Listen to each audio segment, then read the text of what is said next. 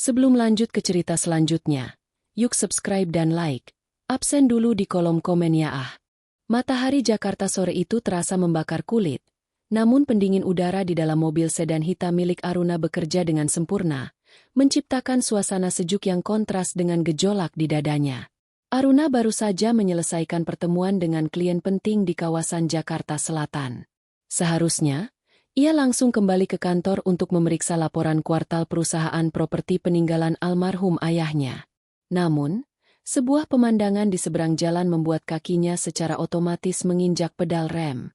Di sebuah showroom mobil mewah yang fasadnya didominasi kaca-kaca besar mengkilap, ia melihat sebuah mobil yang sangat familiar. SUV putih dengan plat nomor khusus itu adalah mobil yang dibelikan Aruna untuk suaminya, Irwan, sebagai hadiah ulang tahun pernikahan mereka tahun lalu. Sedang apa Irwan di sana? Gumam Aruna. Rasa penasaran mengalahkan logikanya. Aruna memutar balik kendaraannya dan masuk ke area parkir showroom tersebut. Ia tidak langsung turun. Dari balik kaca film mobilnya yang gelap, ia mengamati situasi di dalam melalui dinding kaca transparan gedung tersebut. Jantungnya seakan berhenti berdetak saat melihat sosok yang keluar dari pintu samping showroom. Itu bukan hanya Irwan. Ada Ibu Lastri, ibu mertuanya, yang tampil sangat mentereng dengan tas branded yang Aruna tahu persis harganya setara dengan biaya sekolah anak yatim selama setahun. Dan di samping mereka, seorang wanita muda dengan gaun mini ketat berwarna merah menyala tampak bergelayut manja di lengan Irwan. Aruna mengenali wanita itu. Sekretaris pribadi Irwan yang selama ini sering ia curigai, namun selalu dibela oleh Ibu Lastri dengan kalimat andalannya. Aruna, jangan jadi istri pencemburu. Itu hanya akan menghambat rezeki suamimu. Kini, pemandangan di depannya berbicara lebih keras dari ribuan kata pembelaan. Ibu Lastri tampak sangat bersemangat. Ia menunjuk-nunjuk sebuah mobil sport convertible berwarna kuning yang harganya pasti mencapai angka miliaran rupiah. Aruna bisa melihat tawa lebar di wajah mertuanya. Sebuah tawa yang jarang ia lihat saat berada di rumah. Di rumah, Ibu Lastri selalu bersikap seperti wanita tua yang sakit-sakitan, mengeluh sendi-sendinya linu, dan menuntut perawatan mahal dari Aruna. Namun di sana, di dalam showroom itu, Ibu Lastri tampak seperti remaja yang baru saja memenangkan lotre. Lihat itu, Siska. Mobil ini sangat cocok dengan seleraku. Irwan, belikan ibu yang ini ya. Nanti kamu bisa sesekali memakainya untuk mengajak Siska jalan-jalan. Suara Ibu Lastri tidak terdengar oleh Aruna, namun dari gerak bibirnya, Aruna bisa membacanya dengan jelas. Aruna mengepalkan tinjunya di atas kemudi. Selama 3 tahun pernikahan, ia selalu berusaha menjadi menantu yang sempurna. Ia memberikan tunjangan bulanan yang sangat besar untuk Ibu Lastri, membiayai semua gaya hidup mewahnya, bahkan menempatkan Irwan di posisi direktur di perusahaannya sendiri agar suaminya itu memiliki harga diri di mata teman-temannya. Namun, inilah balasan mereka. Menggunakan uang Aruna untuk memanjakan gundik suaminya di depan mata sang ibu mertua yang seharusnya menjadi penengah moral. Aruna melihat asisten penjualan showroom mendekat dengan membawa beberapa berkas. Irwan tampak mengangguk-angguk bangga, seolah-olah dialah sang raja minyak yang sanggup membeli apa saja. Padahal Aruna tahu, saldo rekening pribadi Irwan tidak akan cukup bahkan untuk membayar uang muka mobil itu. Satu-satunya sumber kekuatan finansial mereka adalah kartu kredit Black Card yang ada di dompet Ibu Lastri, kartu tambahan yang limitnya bersumber langsung dari rekening utama Aruna. Oh, jadi ini alasan ibu meminta kartu tambahan itu bulan lalu? Katanya untuk biaya pengobatan alternatif di Singapura. Aruna tersenyum getir. Air mata sempat menggenang, namun ia segera mengusapnya dengan kasar. Ia tidak akan menangis. Menangis adalah untuk mereka yang lemah, dan Aruna tidak dibesarkan oleh ayahnya untuk menjadi wanita yang mudah dihancurkan. Ia meraih ponselnya, membuka aplikasi perbankan prioritas yang ia miliki. Dengan jemari yang stabil, ia memasukkan kode keamanan. Matanya kembali menatap ke dalam showroom. Ibu Lastri sedang berpose di depan mobil kuning itu, sementara Siska mengambil fotonya menggunakan ponsel terbaru, yang kemungkinan besar juga dibelikan oleh uang Aruna. Aruna melihat Ibu Lastri mulai merogoh tasnya, mengeluarkan dompet kulit ular, dan dengan gaya sombong yang luar biasa, Ia menjepit sebuah kartu berwarna hitam di antara dua jarinya. Ia menyerahkan kartu itu kepada asisten penjualan dengan dagu terangkat tinggi, seolah berkata kepada seluruh dunia bahwa ia adalah wanita paling kaya di ruangan itu. Silakan, Mas. Gesek saja. Anak saya direktur.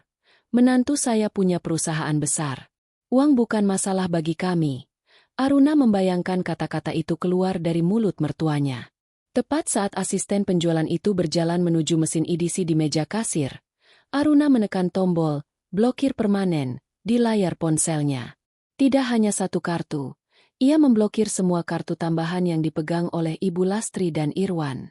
Ia juga memutuskan akses mereka ke rekening bersama yang selama ini ia isi setiap bulan. Permainan dimulai. Ibu mertua, bisik Aruna pelan. Ia tetap duduk diam di mobilnya, menunggu. Ia ingin menyaksikan pertunjukan komedi yang akan segera terjadi. 30 menit dari sekarang, hidup mereka yang bagaikan istana pasir akan mulai tersapu ombak. Tapi untuk saat ini, melihat wajah sombong itu berubah menjadi pucat pasi adalah hiburan pembuka yang sangat ia nantikan. Aruna menyalakan mesin mobilnya, namun tidak beranjak. Ia menurunkan sedikit kaca jendela, memasang kacamata hitamnya, dan bersiap menonton kehancuran harga diri orang-orang yang telah mengkhianatinya. Suasana di dalam showroom itu masih tampak seperti perayaan kemenangan bagi Ibu Lastri. Ia berdiri dengan tangan bersedekap, mengamati setiap lekuk mobil sport kuning di hadapannya seolah kendaraan itu sudah sah menjadi miliknya. Di sampingnya, Siska sibuk memoles lipstik merah di bibirnya, sambil sesekali berbisik mesra ke telinga Irwan. Irwan sendiri tampak membusungkan dada, menikmati tatapan kagum dari beberapa pengunjung lain yang menyangka dirinya adalah pengusaha muda sukses yang baru saja menghadiahi ibunya sebuah mobil miliaran rupiah. Ingat ya, Irwan. Suara Ibu Lastri terdengar lantang, sengaja dikeraskan agar orang-orang di sekitarnya mendengar. Ibu ingin plat nomornya cantik. Pakai inisial namaku, LST. Supaya orang-orang di arisan nanti tahu siapa pemilik aslinya. Irwan terkekeh. Tenang, Bu. Apa sih yang enggak buat Ibu? Apalagi Siska juga bilang mobil ini sangat serasi dengan warna kulit Ibu. Siska menimpali dengan nada manja yang dibuat-buat. Iya, Tante. Nanti kalau kita ke butik pakai mobil ini, pasti semua pelayan langsung tunduk. Di luar, Aruna memperhatikan adegan itu dengan tatapan dingin. Ia melihat asisten penjualan yang tadi membawa kartu hitam itu kembali dari meja kasir. Namun, langkah pria berseragam rapi itu tidak lagi seringan sebelumnya. Wajahnya tampak bingung, dahi berkerut, dan ia berkali-kali menatap kartu di tangannya lalu menatap layar mesin edisi portabel yang ia bawa. Aruna menyandarkan punggungnya ke kursi mobil, melipat tangan di dada. 1, 2, 3. Hitungnya dalam hati. Di dalam showroom, asisten penjualan itu mendekati Ibu Lastri dengan sopan namun raut wajahnya terlihat tidak enak hati. Mohon maaf, Ibu. Sepertinya ada sedikit kendala teknis dengan kartunya. Ibu Lastri mengerutkan kening. Senyum sombongnya sedikit luntur. Kendala apa maksudmu? Itu kartu Black Card. Limitnya tidak terbatas. Kamu saja yang tidak tahu cara pakai mesinnya. Bukan begitu, Bu. Petugas itu menjelaskan dengan suara lebih rendah, mencoba menjaga privasi pelanggan. Statusnya di mesin kami tertulis, Transaction Declined. Saya sudah mencobanya 3 kali di mesin yang berbeda, tapi hasilnya tetap sama. Saldo atau akses kartu ini sepertinya dibatasi. Wajah Ibu Lastri langsung berubah merah padam. Apa kamu bilang? Dibatasi? Jangan sembarang bicara. Kamu tahu siapa saya? Saya ini pelanggan VVIP di ban manapun. Coba lagi. Mungkin sinyalmu yang payah. Irwan mulai merasa terusik. Ia mendekat dengan wajah garang. Ada apa ini? Kenapa lama sekali? Ini, Mas. Petugasnya bilang kartu Ibu ditolak. Mana mungkin? Aruna baru saja bilang kalau limit kartu ini sudah ia naikkan minggu lalu. Protes Ibu Lastri pada putranya. Irwan merebut kartu itu dan memberikannya kembali kepada petugas. Coba lagi. Kalau perlu panggil manajermu. Saya tidak mau tahu. Transaksi ini harus berhasil sekarang juga. Ibu saya sudah jatuh cinta pada mobil ini. Asisten penjualan itu, yang sekarang ditemani oleh manajer showroom, mencoba kembali melakukan transaksi di depan mata mereka. Mereka memasukkan angka yang fantastis itu, menggesek kartu, dan menunggu. Detik-detik itu terasa sangat lama. Sunyi senyap menyelimuti area kasir, sampai akhirnya bunyi, tit, yang tajam terdengar dari mesin EDC. Manajer showroom menggeleng pelan. Mohon maaf yang sebesar-besarnya. Bapak, Ibu, kami baru saja mendapatkan keterangan kode dari pihak bank. Kartu ini bukan sekadar ditolak karena limit, tapi telah diblokir permanen oleh pemegang akun utama. Kalimat itu bagaikan petir di siang bolong bagi Ibu Lastri. Diblokir? Siapa yang berani memblokirnya? Pemegang akun utamanya adalah Nyonya Aruna Paramita, benar? Tanya manajer itu sambil membaca data yang muncul secara digital. Mendengar nama Aruna disebut di depan umum, apalagi dalam situasi yang mempermalukan seperti ini, membuat Ibu Lastri meledak.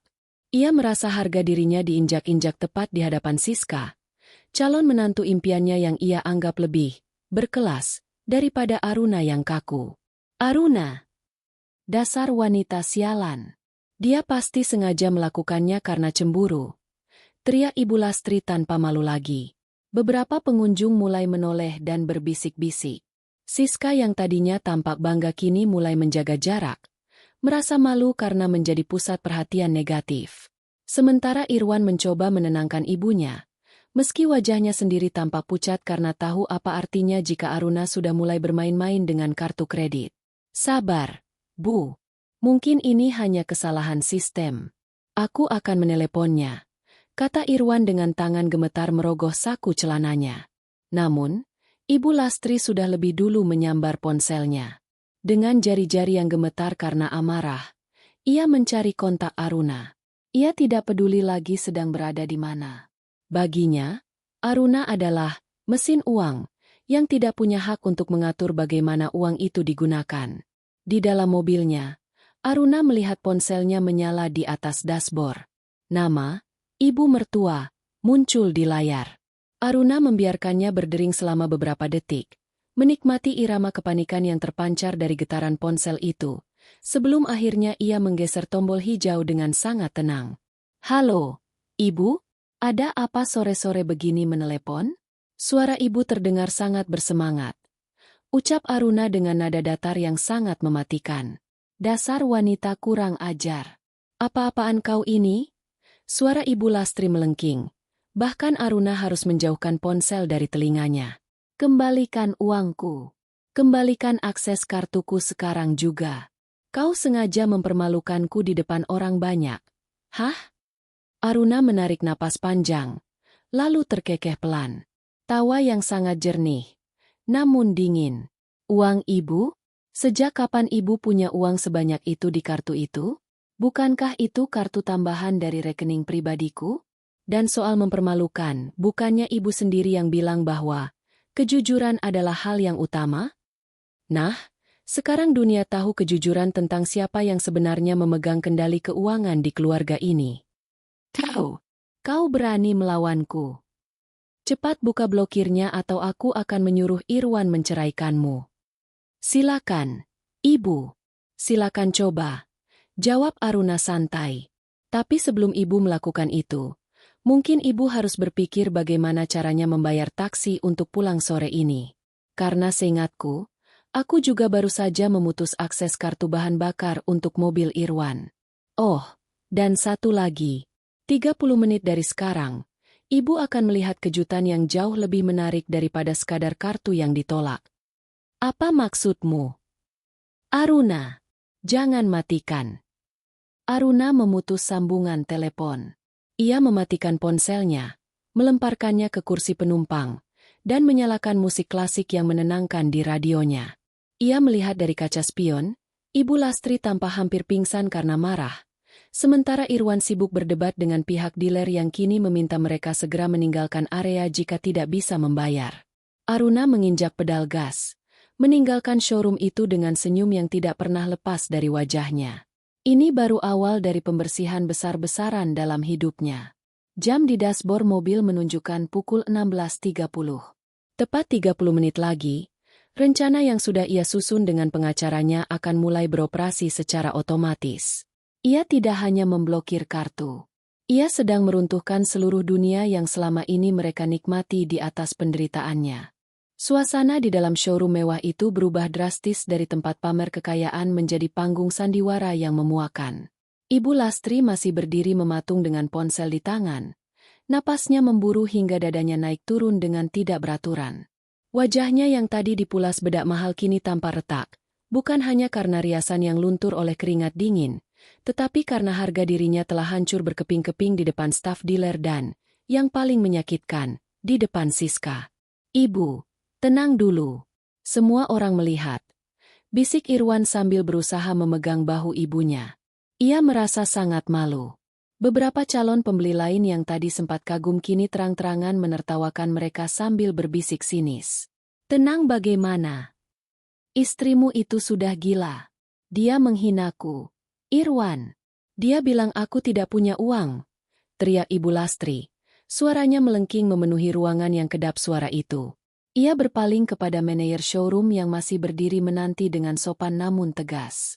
"Dengar ya, ini pasti kesalahan bank. Saya akan membawa uang tunai besok. Jangan berani-berani memberikan mobil ini pada orang lain." Manajer itu hanya tersenyum tipis.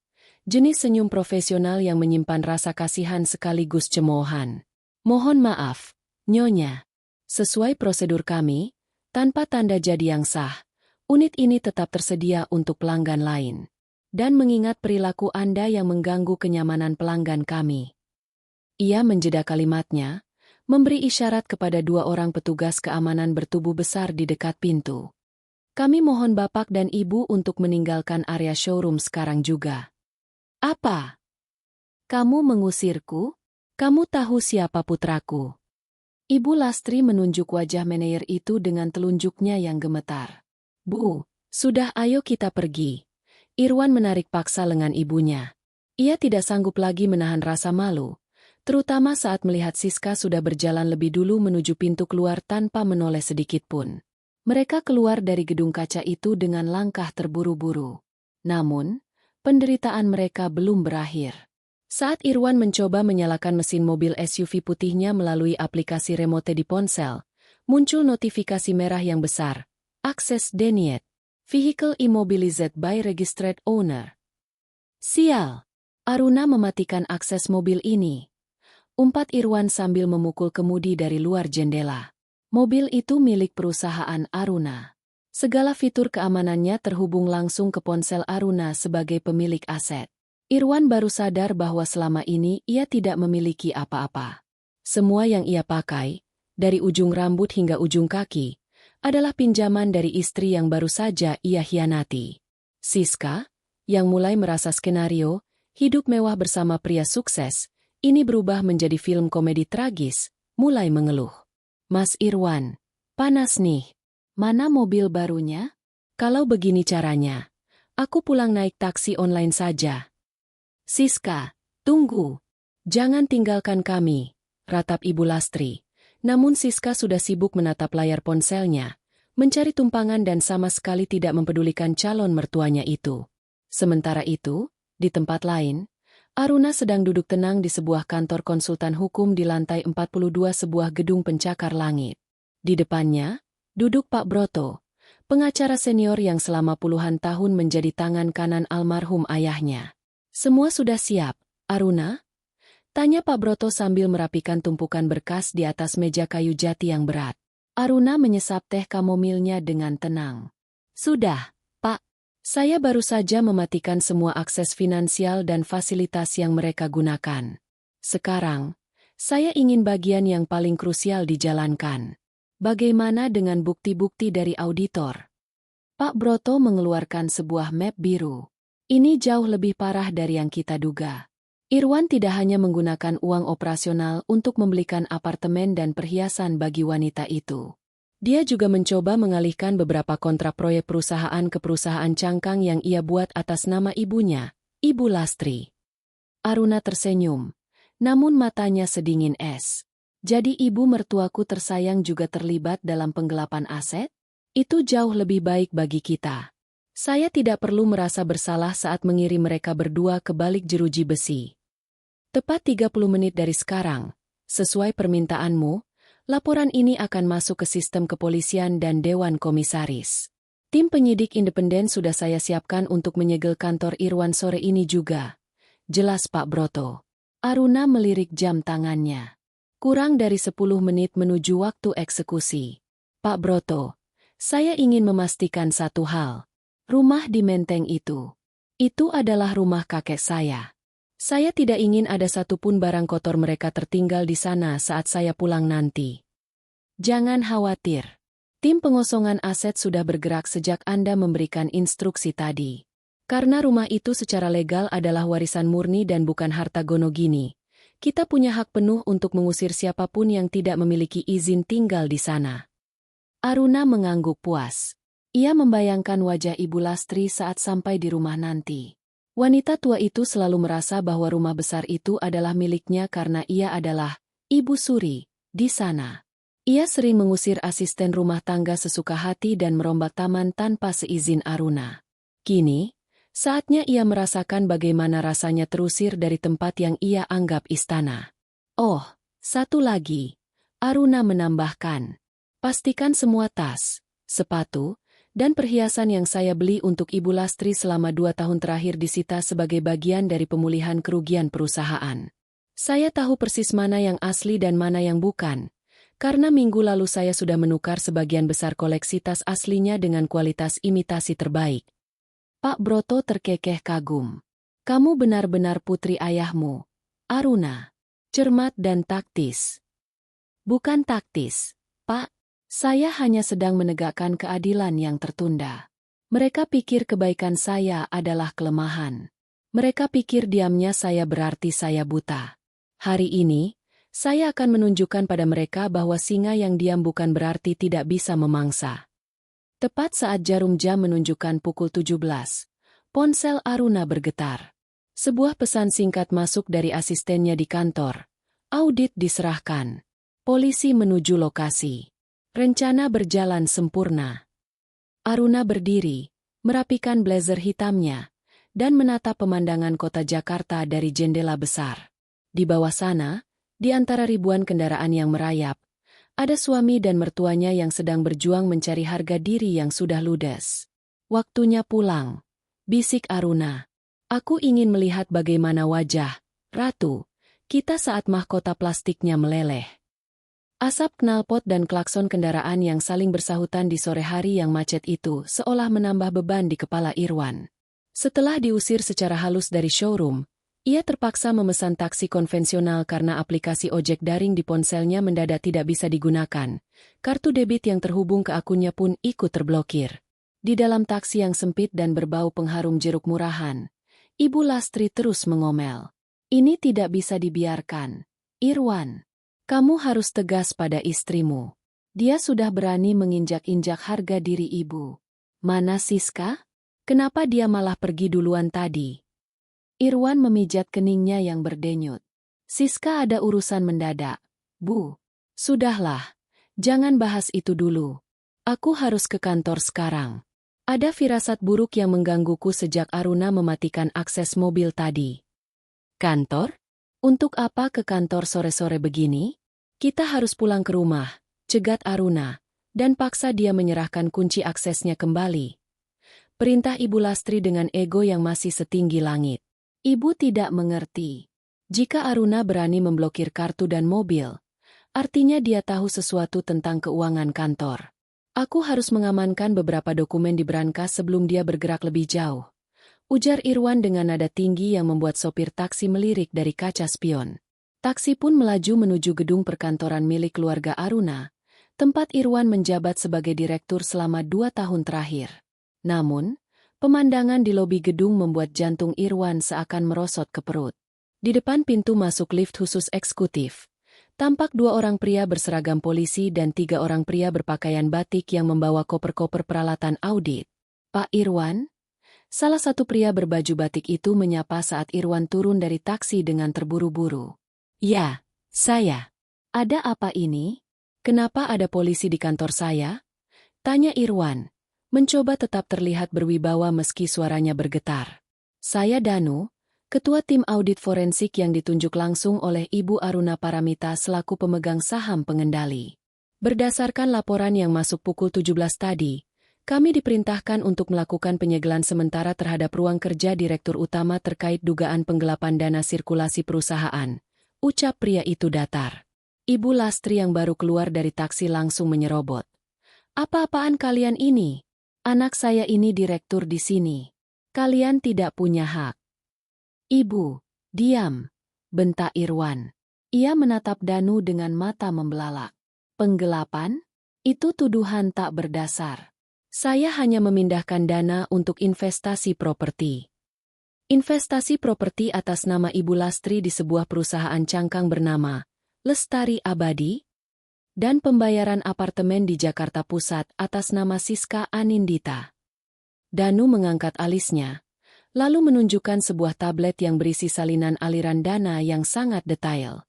Semua bukti transfernya berasal dari rekening operasional kantor yang Ibu Aruna isi setiap bulan.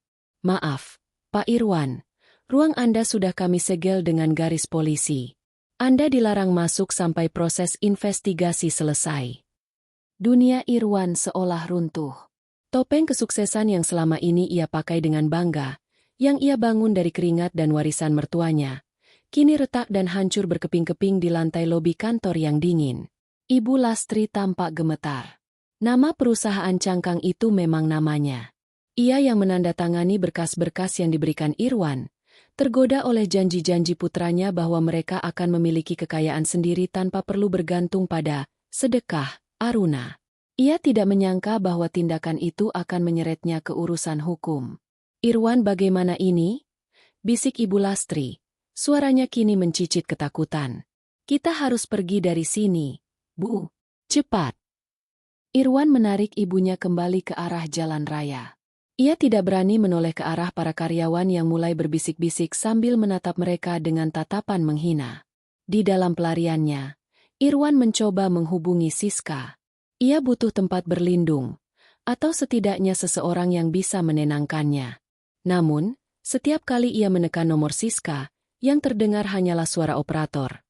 Nomor yang Anda tuju sedang tidak aktif atau berada di luar jangkauan. Sial! Di saat seperti ini dia malah menghilang, umpat Irwan. Sudah Ibu bilang, wanita itu hanya mau uangmu saja, seru Ibu Lastri, melupakan bahwa tadi dialah yang paling mendukung hubungan gelap putranya. Sekarang kita pulang ke rumah. Itu satu-satunya tempat aman kita. Aruna tidak akan berani mengusir kita dari rumah itu. Dia terlalu menjaga image di depan para tetangga. Mereka akhirnya menghentikan taksi lain dan menuju ke kawasan Menteng. Sepanjang perjalanan, Ibu Lastri menyusun rencana di kepalanya. Ia akan berpura-pura sakit jantung, ia akan menangis histeris, atau ia akan mengancam akan bunuh diri agar Aruna merasa bersalah dan mencabut laporannya. Ia yakin, Aruna yang selama ini lembut dan penurut pasti akan luluh jika ia memohon sambil membawa-bawa nama almarhum suaminya. Namun, saat taksi itu berhenti di depan gerbang besar rumah bergaya kolonial milik keluarga Aruna, mereka menemukan pemandangan yang lebih mengerikan dari apa yang terjadi di kantor. Gerbang besi yang biasanya tertutup rapat itu kini terbuka lebar. 2 buah truk besar terparkir di halaman. Beberapa orang pria berkaus hitam tampak sibuk mengangkut barang-barang keluar dari dalam rumah. "Heh, apa yang kalian lakukan dengan barang-barangku?" teriak Ibu Lastri sambil berlari masuk ke halaman. Ia melihat sofa beludru favoritnya sudah tergeletak di dekat tempat sampah. Tas-tas koleksinya yang ia simpan di lemari kaca kini hanya dibungkus plastik sampah besar. Pakaian-pakaian mahal Irwan berserakan di atas rumput. Aruna muncul dari pintu utama. Ia mengenakan kacamata hitam, tangannya memegang sebuah map kuning. Ia tampak sangat tenang, seolah-olah ia sedang mengawasi renovasi rutin rumahnya, bukan pengusiran paksa. "Aruna, apa maksudnya semua ini? Kamu sudah gila, ya?" teriak Irwan yang baru sampai di samping ibunya. Aruna menurunkan sedikit kacamatanya, menatap suami dan mertuanya dengan tatapan yang sangat asing. Tidak ada lagi kehangatan di sana. Yang ada hanyalah ruang hampa yang dingin. "Oh, kalian sudah pulang," ucap Aruna dengan nada seringan bulu. "Maaf ya, barang-barang kalian harus saya keluarkan sekarang. Soalnya, mulai malam ini, saya sudah menyewakan rumah ini kepada pihak ketiga untuk dijadikan kantor konsultan. Dan karena kalian bukan penyewa yang sah, saya rasa tidak ada alasan bagi kalian untuk tetap berada di sini." "Ini rumah suamimu. Ini rumah anakku," seru Ibu Lastri histeris. "Bukan, Ibu Lastri." Aruna melangkah maju, memberikan map kuning itu kepada Irwan. "Baca baik-baik. Ini sertifikat kepemilikan asli atas nama ayah saya, yang diwariskan langsung kepada saya. Dan ini adalah surat perintah pengosongan dari pengadilan karena aset ini tidak termasuk dalam harta bersama. Kalian punya waktu 10 menit untuk mengambil apapun yang masih ada di plastik sampah itu, sebelum petugas kebersihan membawanya ke gudang sitaan."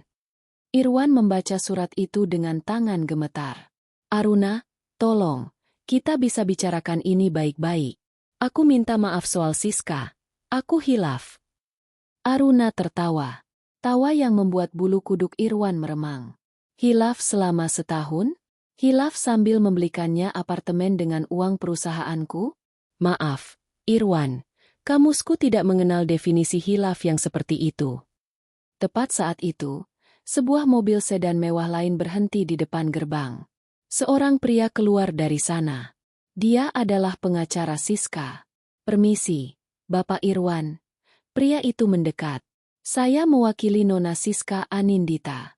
Klien saya ingin menyampaikan bahwa hubungan kalian berakhir hari ini. Dan mengenai apartemen serta perhiasan yang Anda berikan, Nona Siska sudah menyerahkannya kembali kepada pihak auditor Ibu Aruna untuk menghindari tuntutan hukum lebih lanjut." Ibu Lastri jatuh terduduk di atas aspal. Pengkhianatan Siska adalah pukulan terakhir yang meruntuhkan sisa-sisa kekuatannya.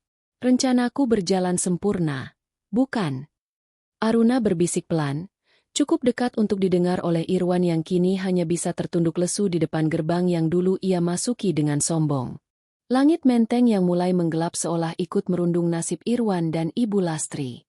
Di halaman rumah yang dulu mereka kuasai dengan angkuh, kini mereka berdiri seperti pengemis di atas tanah milik orang lain. Aruna masih berdiri di ambang pintu, tampak seperti sang Dewi Keadilan yang baru saja menjatuhkan vonis mati. 10 menit kalian sudah berjalan, Irwan. Mengapa kalian masih berdiri di sana?" tanya Aruna sambil melirik jam tangan peraknya. Irwan mencoba melangkah maju, tangannya terjulur ingin meraih tangan Aruna, sebuah gestur manipulatif yang biasanya selalu berhasil meluluhkan hati istrinya itu. "Nah, tolong. Ibu sedang sakit jantung. Kau tahu dia tidak bisa tidur di sembarang tempat. Setidaknya biarkan ibu tinggal di sini 1 malam lagi sementara aku membereskan kesalahpahaman di kantor." Aruna mundur selangkah, menghindari sentuhan Irwan seolah-olah pria itu adalah wabah yang menjijikan. "Sakit jantung? Bukankah tadi di showroom Ibu Lastri sangat lincah berteriak-teriak dan memilih mobil sport? Menurutku, jantungnya sangat sehat untuk ukuran orang yang sedang merampok menantunya sendiri." Ibu Lastri, yang mendengar sindiran itu, langsung berakting. Ia memegangi dadanya dan jatuh terduduk di atas salah satu tas plastik berisi pakaiannya. "Aduh, dadaku sesak. Aruna, kau kejam sekali. Setelah semua pengabdianku mendidik Irwan untuk menjadi suamimu, begini balasanmu." Aruna tidak menunjukkan empati sedikit pun. "Pengabdian? Ibu mendidik Irwan untuk menjadi parasit yang baik. Itu maksud ibu? Dan soal tempat tinggal, jangan khawatir. Aku sudah memesankan kalian kamar di sebuah losmen di pinggiran kota. Sudah kubayar untuk 3 hari. Setelah itu, kalian silakan cari jalan sendiri menggunakan sisa uang tunai yang mungkin masih tersisa di dompet ibu." "Losmen!" Ibu Lastri berteriak. Akting sesak napasnya mendadak hilang. "Aku tidak sudi tinggal di tempat kumuh seperti itu. Irwan, lakukan sesuatu." Irwan menatap berkeliling. Para petugas pengosongan aset mulai menutup pintu truk. "Aruna, kau tidak bisa melakukan ini. Aku masih suamimu yang sah secara hukum. Aku punya hak atas harta Gonogini." Itulah kesalahan besarmu, Irwan. Aruna mengeluarkan selembar dokumen lain dari mapnya. Ingat perjanjian pranikah yang kau tanda tangani tanpa membacanya dengan teliti karena kau terlalu sibuk merayakan posisi direktur yang kuberikan? Di sana tertulis jelas. Segala aset yang berasal dari warisan keluarga Paramita tidak dapat dikategorikan sebagai harta bersama, termasuk segala keuntungan yang dihasilkan darinya. Kau hanya pekerja di sini, Irwan. Dan pekerja yang mencuri dari majikannya tidak mendapatkan pesangon, melainkan surat laporan polisi. Irwan terdiam 1000 bahasa. Ia teringat saat itu, ia memang tidak membaca detail dokumennya karena terlalu jumawa merasa telah berhasil menaklukkan Aruna. Tepat saat itu, sebuah mobil patroli polisi dengan lampu sirine yang berputar biru merah berhenti tepat di depan gerbang. 2 petugas berseragam keluar dan berjalan mendekat ke arah Irwan. Saudara Irwan dan Ibu Lastri? Salah satu petugas bertanya dengan suara berat. Wajah Irwan menjadi pucat pasi, lebih putih dari kertas yang ia pegang. Ya, saya ada apa, Pak? Kami membawa surat perintah penjemputan untuk dimintai keterangan lebih lanjut di Polres Metro terkait laporan penggelapan dalam jabatan dan pencucian uang aset perusahaan PT Paramita Raya. Kami juga memiliki perintah untuk mengamankan Ibu Lastri sebagai saksi kunci sekaligus terduga penerima dana hasil penggelapan. Ibu Lastri histeris. Ia mencoba berlari masuk ke dalam rumah, namun petugas dengan sigap mencegatnya. Tidak, saya tidak tahu apa-apa. Irwan yang memberikan uang itu. Saya hanya seorang ibu yang menerima pemberian anak. Silakan jelaskan semuanya di kantor polisi, Bu. Ujar petugas itu dengan tegas namun tetap profesional. Aruna memperhatikan pemandangan itu dengan tangan terlipat di depan dada. Ia melihat suaminya diborgol di depan umum. Sebuah penghinaan yang sangat pas untuk pria yang selama ini membangun citranya di atas kesombongan palsu. Sebelum Irwan dimasukkan ke dalam mobil polisi, ia menatap Aruna dengan tatapan penuh kebencian.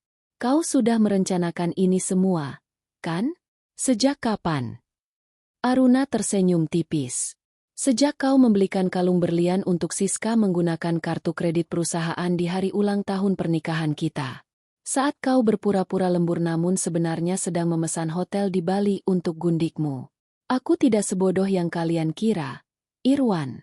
Aku hanya menunggu waktu yang tepat agar kehancuranmu benar-benar total.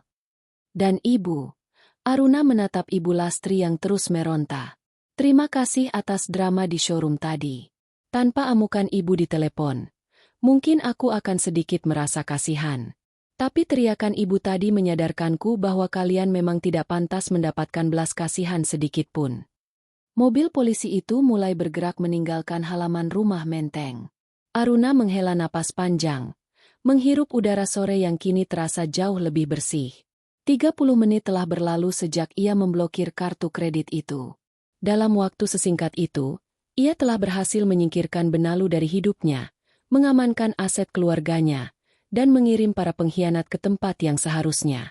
Aruna berbalik dan berjalan masuk ke dalam rumah kakeknya yang kini sunyi. Ia mengambil ponselnya yang tadi ia matikan, menyalakannya kembali, dan melihat ratusan pesan masuk. Salah satunya dari pengacaranya, Pak Broto. Tahap pertama selesai. Mereka sudah dalam perjalanan ke Polres. Besok kita mulai proses gugatan cerai. Aruna duduk di kursi jati besar milik mendiang ayahnya. Ia mengambil satu foto keluarga kecilnya yang masih tersisa di meja, lalu merobek bagian wajah Irwan dengan sangat perlahan. Permainan belum berakhir, Irwan. Bisiknya pada ruangan yang kosong. Dunia penjara akan menjadi rumah baru yang jauh lebih cocok untukmu daripada rumah ini. Ia kemudian meraih gagang telepon rumah dan menghubungi layanan catering mewah. Halo? Saya ingin memesan makan malam privat untuk 1 orang. Sajikan menu terbaik yang kalian punya. Malam ini, saya ingin merayakan kemerdekaan saya. Malam jatuh di kawasan Menteng dengan keheningan yang mencekam bagi sebagian orang. Namun bagi Aruna, ini adalah kesunyian yang paling merdu yang pernah ia rasakan dalam 3 tahun terakhir. Di dalam rumah besar peninggalan kakeknya, tidak ada lagi suara TV yang disetel keras-keras oleh Ibu Lastri, tidak ada lagi aroma cerutu mahal Irwan yang menyesakkan dada, dan tidak ada lagi tuntutan-tuntutan manja yang menguras emosi. Aruna berdiri di tengah ruang tamu yang kini tampak luas dan kosong. Sebagian besar furnitur yang dibeli dengan uang hasil penggelapan Irwan telah diangkut oleh tim kurator. Yang tersisa hanyalah perabot jati asli warisan keluarganya. Kokoh, tua, dan jujur. Ia berjalan menuju dapur untuk mengambil segelas air putih. Di sana, ia berpapasan dengan Bei Sumi, asisten rumah tangga yang sudah mengabdi sejak Aruna masih kecil. Mata Bei Sumi tampak sembab. "Non Aruna, apa benar bapak dan ibu tidak akan kembali?" tanya Bei Sumi ragu. Aruna mengangguk sambil tersenyum tenang. "Benar, Bei. Mulai malam ini, rumah ini bersih. Bibi tidak perlu lagi takut dimarahi Ibu Lastri karena masalah sepele seperti air teh yang kurang panas. Sekarang, istirahatlah. Besok akan menjadi hari yang sibuk karena tim dekorator akan datang." Setelah Bei Sumi pamit, Aruna duduk di meja makan, membuka laptopnya. Ia tidak langsung beristirahat. Sebagai pemilik tunggal PT Paramita Raya, ia harus segera melakukan konsolidasi internal. Irwan mungkin sudah berada di sel tahanan sementara. Namun, racun yang ia sebarkan di kantor harus segera disedot keluar. Aruna mengetik sebuah memo internal yang akan dikirimkan ke seluruh karyawan tepat pukul 8 pagi esok hari. Isinya singkat namun tegas. Pemberhentian tidak hormat terhadap Irwan sebagai direktur utama dan penunjukan Aruna sebagai pejabat sementara. Ia juga melampirkan maklumat bahwa perusahaan sedang melakukan pembersihan besar-besaran terhadap praktik nepotisme dan korupsi. Sementara itu, di sebuah sudut kota yang berbeda, suasana terasa jauh dari kata nyaman. Ibu Lastri duduk meringkuk di bangku kayu keras di ruang tunggu pemeriksaan Polres. Ia tidak lagi mengenakan selendang sutranya. Selendang itu terjatuh entah di mana saat ia diseret masuk ke mobil patroli. Bau ruangan itu campur aduk antara asap rokok, aroma kopi instan, dan keringat. Sangat jauh dari aroma terapi lavender yang biasa menghiasi kamarnya di Menteng. "Irwan, bagaimana ini?" Ibu takut. Isyak Ibu Lastri. Irwan, yang duduk di sampingnya dengan tangan masih terikat borgol satu sisi ke kursi besi, hanya bisa menatap lantai dengan tatapan kosong. Rambutnya yang biasanya klimis kini berantakan. "Ibu, diamlah. Ibu hanya membuatku makin pusing. Kalau saja ibu tidak memaksa membeli mobil kuning sialan itu hari ini, mungkin kita masih punya waktu untuk melarikan diri." "Apa? Kau menyalahkan ibu? Siapa yang bilang padaku kalau uang Aruna tidak akan habis 7 turunan? Siapa yang bilang kalau Aruna itu bodoh dan mudah dibohongi?" Ibu Lastri mulai menyerang balik. Sifat asli mereka yang egois mulai keluar saat tidak ada lagi harta yang bisa dibagi. "Sudah, diam," bentak seorang petugas polisi yang lewat. "Ibu Lastri, giliran Anda masuk ke ruang periksa." Ibu Lastri gemetar hebat. Saat ia memasuki ruang interogasi yang sempit, di atas meja sudah tersedia tumpukan berkas yang sangat tebal. Di bagian paling atas, terdapat foto-foto bukti transfer dari rekening perusahaan ke rekening pribadinya dengan keterangan biaya operasional, padahal uang itu digunakannya untuk membayar cicilan perhiasan emas. "Nyonya Lastri," ujar penyidik pria di depannya, "kami punya data bahwa dalam 1 tahun terakhir, Anda menerima aliran dana sebesar 4,2 miliar rupiah dari PT Paramita Raya tanpa ada ikatan kontrak kerja apapun. Bisa Anda jelaskan untuk apa uang ini?" Itu uang bulanan dari menantu saya," jawab Ibu Lastri terbata-bata. "Menantu Anda, Ibu Aruna, sudah memberikan keterangan bahwa tunjangan bulanan Anda hanya 50 juta rupiah. Sisanya ini, yang miliaran ini, diambil secara ilegal oleh putra Anda dari dana cadangan perusahaan dan dialirkan ke rekening Anda. Itu disebut pencucian uang, Nyonya." Ibu Lastri merasa dunianya gelap. Ia membayangkan jeruji besi yang dingin, makanan penjara yang tawar, dan yang paling menakutkan, tatapan menghina dari teman-teman sosialitanya yang selama ini ia sombongkan. Di rumahnya, Aruna menerima notifikasi dari kamera pengawas, CCTV, yang ia pasang di apartemen Siska, apartemen yang juga milik perusahaan. Ia melihat Siska sedang sibuk mengemasi koper-koper kecilnya, mencoba membawa pergi apapun yang masih bisa ia selamatkan sebelum tim hukum Aruna datang menyegel tempat itu besok pagi. Aruna tersenyum sinis. Siska pikir dia sudah aman karena bekerja sama dengan auditor. Padahal, Aruna sudah menyiapkan kejutan lain. Siska tidak akan dipenjara, tapi Aruna sudah memastikan bahwa nama Siska akan masuk dalam daftar hitam di seluruh industri kreatif dan perkantoran di Jakarta. Siska akan tetap bebas, tapi ia akan hidup dalam kemiskinan yang panjang, sebuah hukuman yang menurut Aruna jauh lebih menyakitkan bagi wanita yang terobsesi pada kemewahan seperti Siska. Aruna menutup laptopnya. Ia berjalan menuju balkon kamarnya, menatap bintang-bintang yang jarang terlihat di langit Jakarta. 30 menit tadi benar-benar mengubah segalanya. Ayah, bisik Aruna pelan. Aku sudah mengambil kembali apa yang menjadi milik kita. Mereka pikir aku lemah karena aku mencintai Irwan. Mereka lupa, aku mencintaimu dan kehormatan keluarga kita jauh lebih besar daripada cinta palsu pria itu. Malam itu, Aruna tidur dengan sangat nyenyak. Sementara itu, di sel tahanan yang lembab, Irwan harus berbagi ruangan dengan 3 orang tersangka kasus pencurian motor. Ia mencoba memejamkan mata, namun yang terbayang hanyalah tawa Aruna di telepon tadi sore. Tawa yang kini ia sadari adalah lonceng kematian bagi masa depannya.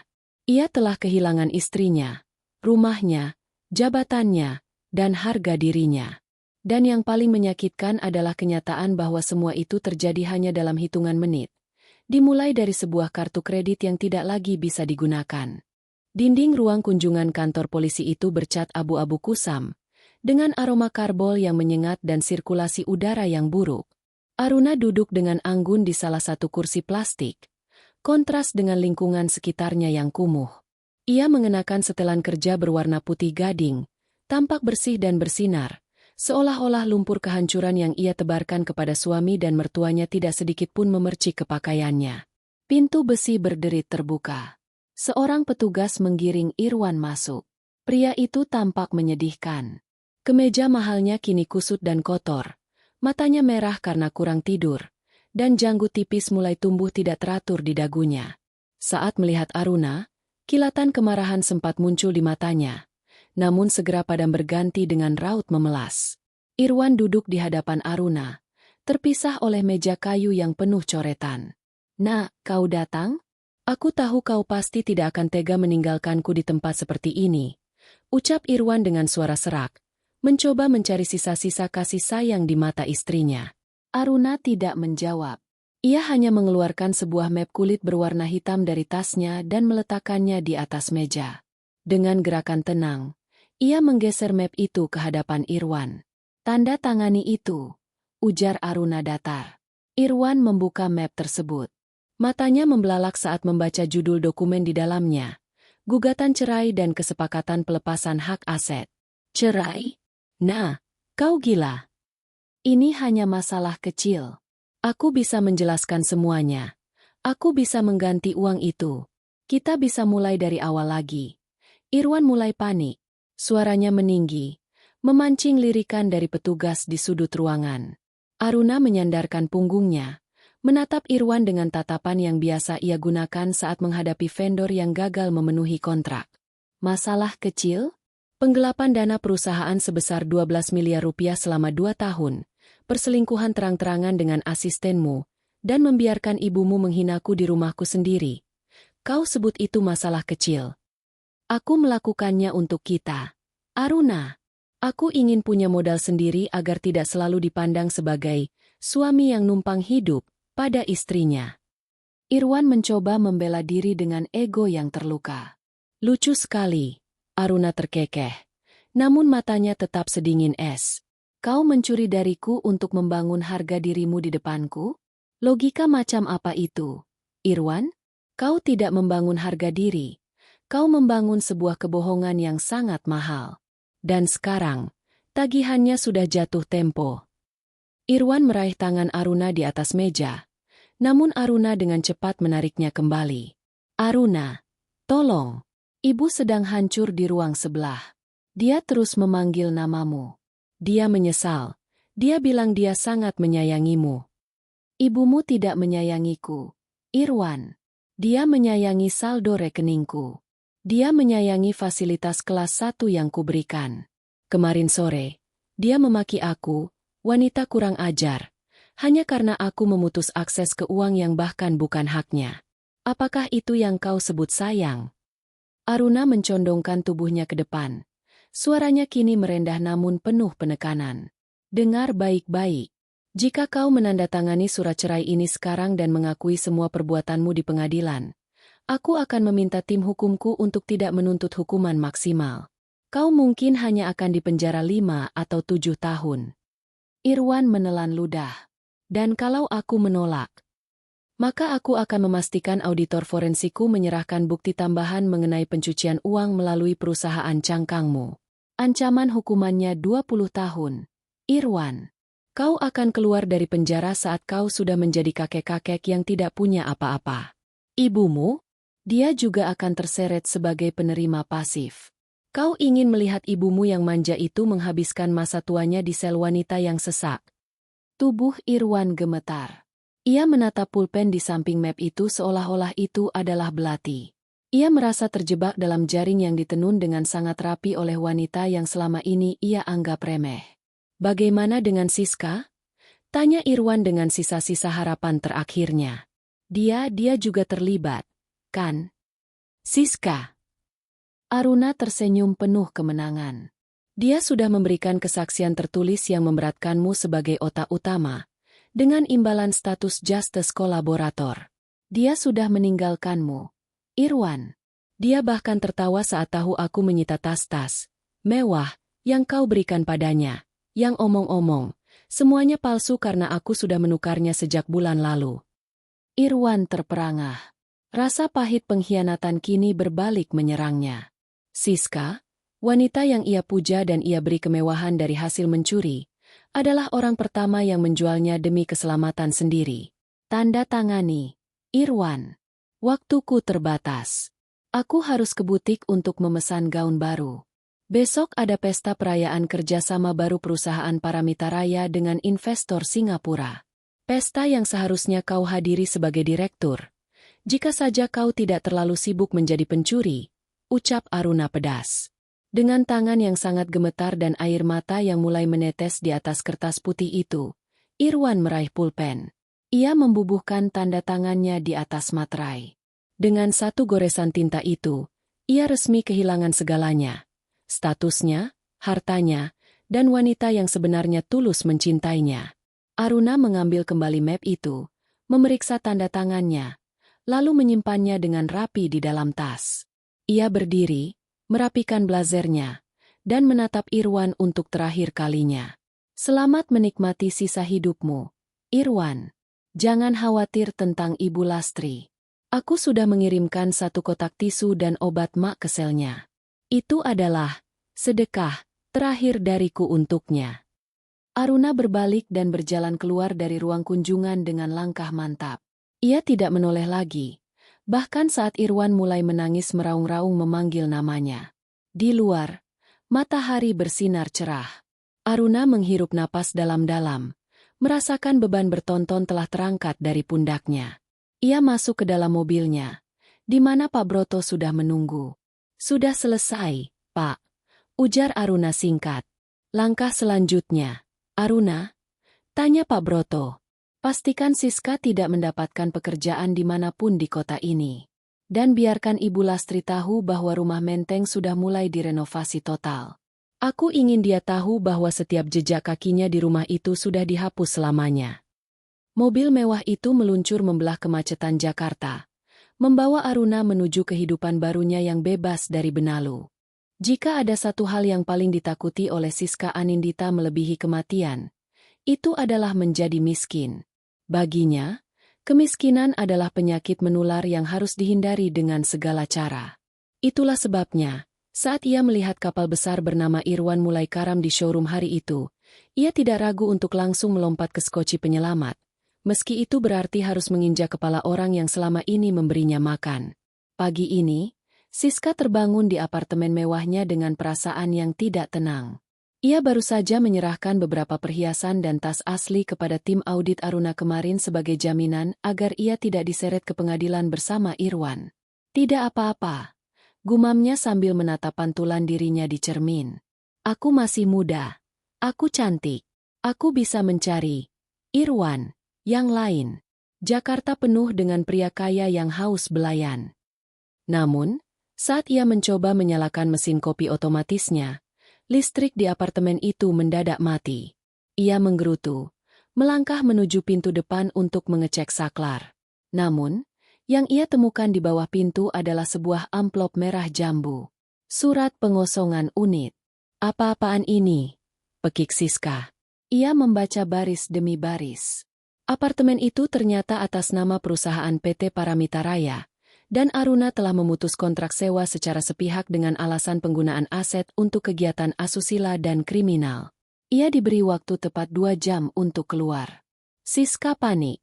Ia segera meraih ponselnya, berniat menghubungi salah satu kenalannya, seorang pengusaha properti yang pernah mendekatinya. Namun, saat ia membuka media sosial, jantungnya seolah berhenti berdetak. Namanya, foto wajahnya, beserta rincian keterlibatannya dalam skandal korupsi PT Paramita Raya telah tersebar luas di berbagai portal berita bisnis dan akun gosip kelas atas. Judulnya sangat provokatif. Gundik sang direktur. Jejak kemewahan Siska Anindita dari hasil penggelapan dana perusahaan. Aruna tidak hanya menghancurkan finansialnya, ia menghancurkan reputasi Siska sampai ke akarnya.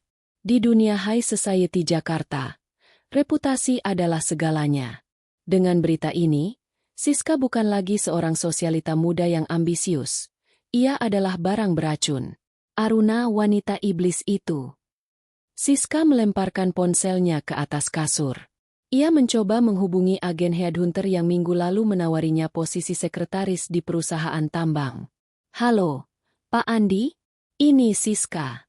Saya ingin menindaklanjuti tawaran. Oh, Nona Siska. Suara di seberang sana terdengar dingin, sangat berbeda dengan nada genit sebelumnya. Maaf, kami baru saja meninjau kembali kualifikasi Anda. Perusahaan kami mencari staf yang memiliki integritas. Mengingat berita yang sedang beredar, sepertinya Anda tidak cocok. Oh, dan tolong jangan hubungi nomor ini lagi. Nama Anda sudah masuk dalam daftar hitam Asosiasi Sekretaris Nasional. Klik. Telepon diputus. Siska mencoba menelepon 5 orang pria berbeda yang biasanya selalu siap membantunya. Hasilnya sama. 2 nomor sudah memblokirnya, 2 lagi tidak diangkat, dan 1 orang menjawab hanya untuk mencaci makinya agar jangan pernah menghubunginya lagi karena ia tidak ingin terseret dalam masalah hukum Aruna Paramita. Dengan tangan gemetar, Siska mulai memasukkan pakaian-pakaiannya ke dalam koper. Ia baru menyadari bahwa sebagian besar tas yang ia banggakan, yang ia pikir adalah harta simpanannya, ternyata benar-benar palsu. Saat ia mencoba meneliti salah satu tas Hermes pemberian Irwan, ia menemukan jahitan yang tidak rapi dan aroma kulit sintetis yang tajam. Aruna benar-benar telah menukar semuanya saat Siska sering meninggalkan apartemen untuk menemani Irwan, dinas luar. Siska terduduk di lantai apartemen yang dingin. Ia hanya memiliki beberapa juta rupiah di dompetnya. Uang di rekeningnya telah dibekukan untuk kepentingan penyidikan. Ia yang biasanya menghabiskan 10 juta hanya untuk sekali makan malam, kini harus berpikir bagaimana caranya membayar sewa kos-kosan besok pagi. Di tempat lain, Ibu Lastri sedang menjalani sidang perdana. Ia tidak lagi duduk di kursi empuk showroom atau sofa menteng. Ia duduk di kursi pesakitan yang keras di pengadilan negeri. Aruna hadir di sana, duduk di barisan depan pengunjung sidang. Ia mengenakan kacamata hitam, namun Ibu Lastri bisa merasakan tatapan dingin menantunya menembus lensa itu. Saat jaksa membacakan dakwaan mengenai aliran dana ilegal yang masuk rekening Ibu Lastri untuk membiayai gaya hidup mewahnya, Ibu Lastri mulai terisak. Saya tidak tahu apa-apa, Pak Hakim. Saya hanya seorang ibu yang diberi uang oleh anak. Apakah salah seorang ibu menerima pemberian anaknya? Aruna berdiri sebentar, meminta izin kepada hakim untuk memberikan satu bukti tambahan melalui pengacaranya. Pak Broto menyerahkan sebuah rekaman suara. Itu adalah rekaman percakapan Ibu Lastri dengan Irwan di ruang makan rumah Menteng sebulan yang lalu. Suara Ibu Lastri terdengar sangat jelas dan tajam. Irwan, ambil saja lagi dari dana proyek itu. Aruna tidak akan sadar.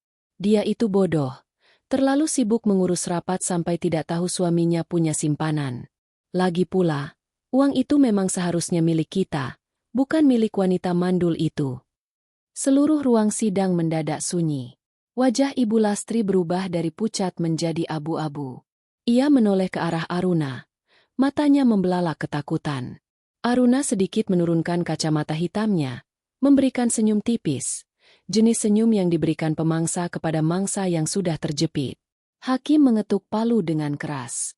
Mengingat adanya bukti niat jahat dan kesadaran penuh dari terdakwa dua dalam membantu tindak pidana penggelapan, maka sidang dilanjutkan dengan agenda pemeriksaan saksi ahli. Ibu Lastri jatuh pingsan di lantai ruang sidang. Namun, Aruna bahkan tidak berkedip. Ia berdiri, memberikan kode kepada Pak Broto untuk mengurus sisa administrasi, dan berjalan keluar. Di lobi pengadilan, Aruna berpapasan dengan Siska yang sedang berjalan gontai membawa satu koper kecil, satu-satunya barang yang bisa ia bawa keluar dari apartemen sebelum petugas segel datang. Siska tampak kusam, rambutnya acak-acakan, dan ia hanya mengenakan sandal jepit murah. Siska berhenti saat melihat Aruna. Ada kebencian luar biasa di matanya, namun juga ketakutan yang dalam. "Kau puas sekarang, Aruna? Kau menghancurkan hidup kami," desis Siska. Aruna berhenti sejenak, menatap Siska dari ujung rambut hingga ujung kaki. "Aku tidak menghancurkanmu, Siska.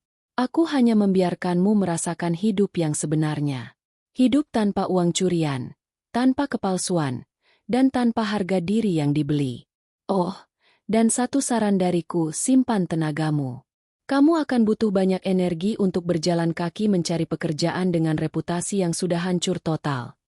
Aruna melangkah menuju mobilnya yang sudah menunggu di depan.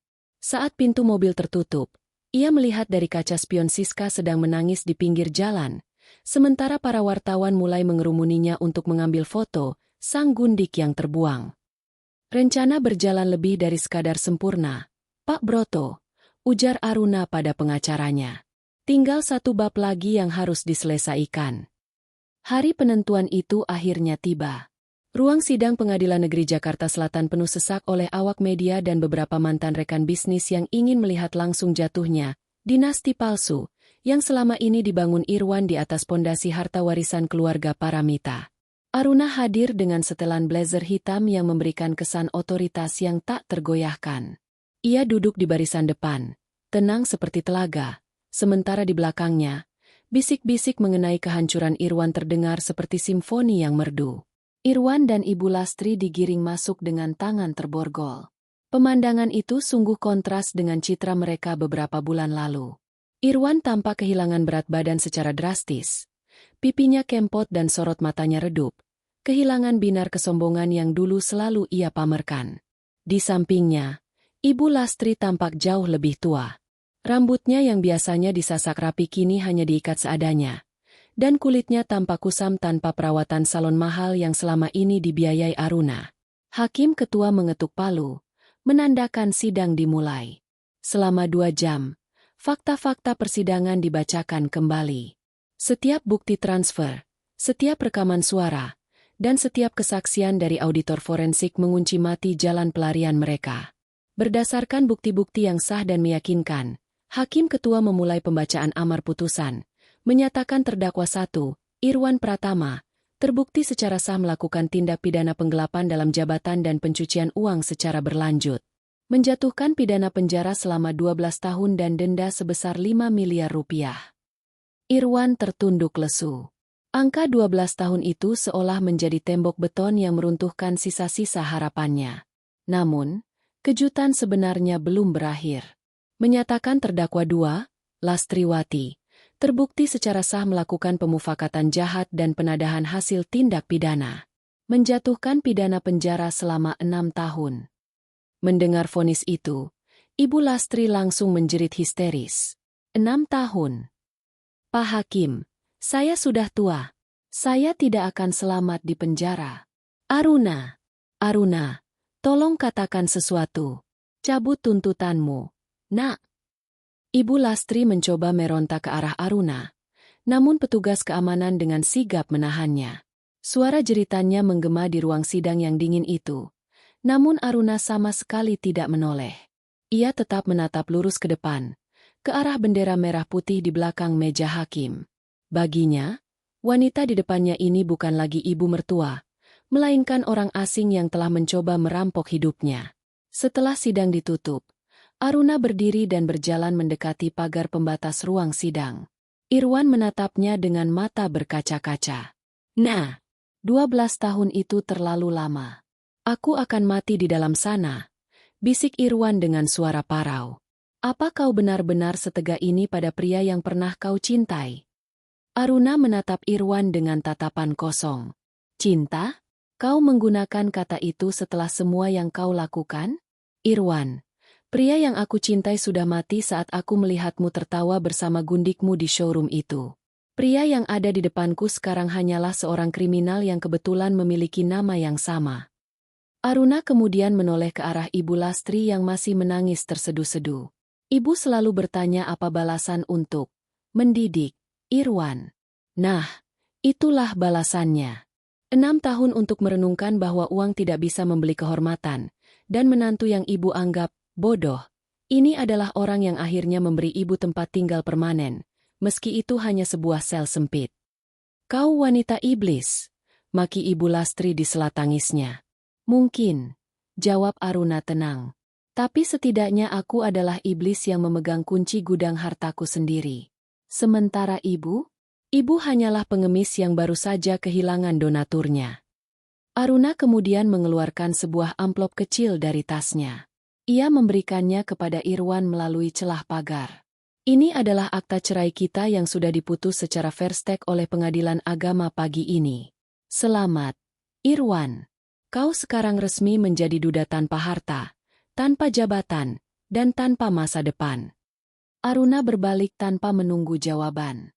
Langkah kakinya yang mantap terdengar berirama di lantai marmer pengadilan. Para wartawan mengerumuninya di luar, menanyakan perasaannya setelah berhasil memenangkan kasus besar ini. Saya tidak merasa menang, jawab Aruna singkat di depan puluhan mikrofon. Saya hanya sedang mengembalikan keseimbangan. Kejahatan yang dilakukan di bawah atap rumah sendiri adalah pengkhianatan yang paling dalam, dan hukum sudah menjalankan tugasnya. Saat Aruna masuk ke dalam mobilnya, ia melihat Pak Broto sudah menyiapkan beberapa dokumen baru. Semua aset yang digelapkan sudah mulai disita oleh negara dan akan dikembalikan ke perusahaan dalam waktu 90 hari. Aruna, kita juga sudah berhasil membatalkan semua kontrak atas nama Ibu Lastri. Bagus, ujar Aruna. Bagaimana dengan sisa barang-barang mereka di gudang? Sesuai perintahmu, semuanya sudah disumbangkan ke panti asuhan, kecuali barang-barang bermerek yang ternyata palsu. Barang-barang palsu itu sudah saya hancurkan. Aruna mengangguk puas. Ia menyandarkan kepalanya ke kursi mobil, memejamkan mata sejenak. Ia teringat 30 menit di depan showroom itu, saat ia pertama kali memutuskan untuk tidak lagi menjadi korban. Hanya butuh waktu beberapa bulan bagi rencana sempurnanya untuk bekerja secara menyeluruh.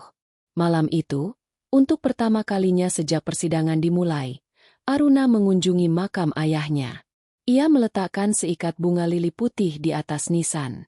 Ayah, semua sudah selesai, bisiknya. Perusahaan aman, rumah aman, dan aku jauh lebih kuat sekarang. Angin malam berhembus pelan, membawa kedamaian yang selama ini ia cari. Aruna tahu, esok hari ia akan memulai babak baru sebagai wanita yang benar-benar mandiri. Tanpa beban masa lalu, tanpa benalu yang menghisap darahnya. 3 tahun telah berlalu sejak badai besar itu meluluh lantakkan hidup Aruna. Pagi ini, ia berdiri di balkon kantor barunya yang berada di lantai teratas gedung pusat PT Paramita Raya. Pemandangan Jakarta dari ketinggian 50 lantai tampak begitu tenang di bawah sinar matahari pagi yang keemasan. Aruna menyesap kopi hitamnya tanpa gula, menikmati rasa pahit yang elegan, persis seperti perjalanan hidupnya yang telah ia lalui. Perusahaan di bawah kepemimpinannya kini tumbuh 3 kali lipat. Tanpa kebocoran dana dari parasit-parasit masa lalu, Aruna berhasil melakukan ekspansi ke bidang teknologi hijau dan properti berkelanjutan. Namanya kini sering menghiasi sampul majalah bisnis sebagai sang arsitek pemulihan. Ibu Aruna, jadwal rapat dengan investor Singapura akan dimulai 10 menit lagi. Suara sekretaris barunya, seorang pria profesional yang sangat kompeten, terdengar dari interkom. "Terima kasih, segera saya ke sana," jawab Aruna singkat. Sebelum beranjak, ia melirik sebuah map laporan di atas mejanya. Itu adalah laporan rutin dari tim hukumnya mengenai pemantauan pasca kasus terhadap orang-orang dari masa lalu. Aruna selalu ingin memastikan bahwa mereka tetap berada di tempat yang seharusnya. Di sebuah lembaga pemasyarakatan di pinggiran kota, Irwan Pratama duduk di sudut sel yang lembab. Rambutnya sudah memutih di banyak bagian, meski usianya belum genap 40 tahun. Tangannya yang dulu halus karena hanya digunakan untuk memegang kemudi mobil mewah, kini kasar dan penuh luka karena ia harus bekerja di unit perbengkelan lapas untuk mendapatkan sedikit uang tambahan demi membeli rokok atau makanan yang lebih layak. Ia sering termenung menatap jeruji besi, membayangkan seandainya hari itu ia tidak membawa gundiknya ke showroom. Seandainya ia lebih menghargai kesetiaan Aruna. Namun, nasi sudah menjadi bubur. Kabar yang ia dengar, Aruna kini sedang dekat dengan seorang pengusaha terpandang yang jauh lebih sukses dan terhormat darinya. Penyesalan itu datang setiap malam, lebih dingin daripada ubin penjara yang ia tiduri. Sementara itu, di bangsal wanita, Ibu Lastri menghabiskan hari-harinya dengan mengeluh. Namun, tidak ada lagi asisten rumah tangga yang bisa ia bentak. Teman-temannya di sel adalah wanita-wanita keras yang tidak segan untuk membungkam mulutnya jika ia mulai menyombongkan masa lalunya. "Dulu aku tinggal di Menteng. Aku punya black card," teriak Ibu Lastri suatu hari saat berebut jatah makanan. "Diam, tua bangka. Kalau kau kaya, kau tidak akan membusuk di sini bersama kami," balas salah satu narapidana sambil mendorongnya hingga terjatuh. Ibu Lastri menangis di pojok ruangan, merindukan kasur empuk dan teh hangat yang dulu selalu disiapkan Aruna dengan sabar. Ia baru menyadari bahwa selama ini ia bukan membenci Aruna. Ia hanya terlalu angkuh untuk mengakui bahwa seluruh hidupnya bergantung pada kebaikan hati wanita yang ia sebut kurang ajar itu. Nasib Siska Anindita tidak kalah tragis. Tanpa koneksi, tanpa nama baik, dan dengan catatan hitam yang tersebar di internet, ia tidak pernah bisa mendapatkan pekerjaan kantoran lagi. Ia mencoba menjadi influencer, namun setiap kali ia mengunggah video, kolom komentarnya dipenuhi oleh hujatan, pelakor, dan pencuri uang rakyat. Siska kini tinggal di sebuah kamar kos sempit di kawasan padat penduduk. Kecantikannya memudar seiring dengan stres dan kurangnya perawatan. Terakhir terlihat, ia bekerja sebagai pramuniaga di sebuah toko kelontong kecil, mengenakan seragam kusam dan melayani pelanggan dengan wajah lelah. Setiap kali ia melihat mobil mewah kuning melintas di jalan raya, dadanya terasa sesak oleh amarah dan rasa malu yang tak kunjung padam. Kembali di kantornya, Aruna baru saja menyelesaikan rapat besarnya. Para investor tampak puas dan memberikan tepuk tangan meriah. Saat mereka keluar, Pak Broto mendekati Aruna dengan senyum lebar. "Semua berjalan sempurna, Aruna. Tidak hanya bisnis, tapi juga ketenangan batinmu," ujar Pak Broto. Aruna tersenyum. Kali ini senyumnya sangat tulus, bukan senyum dingin penuh dendam seperti 3 tahun lalu. "Anda benar, Pak Broto. Balas dendam terbaik ternyata bukan hanya melihat mereka menderita, tapi memastikan diri kita tumbuh begitu tinggi hingga bayangan mereka pun tidak bisa lagi menyentuh kita." Aruna berjalan menuju jendela kaca besar di ruang rapatnya. Ia teringat kembali momen 30 menit yang krusial itu. Momen ketika ia menekan tombol blokir di ponselnya. Itu bukan sekadar memblokir kartu kredit, tapi memblokir semua racun, pengkhianatan, dan ketidakbahagiaan dari masa depannya. Ia kini memiliki segalanya: kehormatan, kesuksesan, dan yang terpenting, kedamaian jiwa. Aruna Paramita bukan lagi istri yang underestimated. Ia adalah penguasa atas takdirnya sendiri. Matahari siang menyinari wajahnya, seolah merestui langkah barunya. Di bawah sana, dunia terus berputar. Namun bagi Aruna, dunia lama yang penuh kepalsuan itu sudah terkubur dalam-dalam di bawah beton Jakarta. Ia menarik napas dalam, merasakan kebebasan yang mutlak, dan berjalan keluar ruangan dengan kepala tegak. Rencananya tidak hanya berjalan sempurna. Rencananya telah selesai dengan kemenangan total. Tamat.